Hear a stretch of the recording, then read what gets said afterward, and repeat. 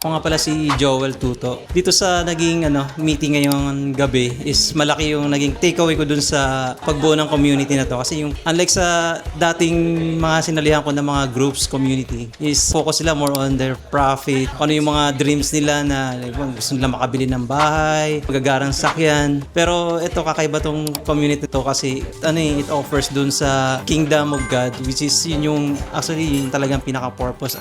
Ito nga yung way din na gamitin din ako ni Lord na magkaroon ng financial na ambag doon sa lalo na sa pag-grow ng church namin saka sa kingdom ni Lord. Ngayon, and masaya ako kasi parang answered prayer din sa akin kasi matagal na ako nag-trade at the same time hindi naman ako nag-trade para i-offer kagad kay Lord. No? Ang ginagawa ko kasi ng 10% which is isa rin yun sa nakapag-distract sa akin na percent talagang na-negotiable yun. Pero this time, sa dati ko yun, hindi ako nagbibigay pero this time, I offer my income or yung kikitain ko rito para kay Lord.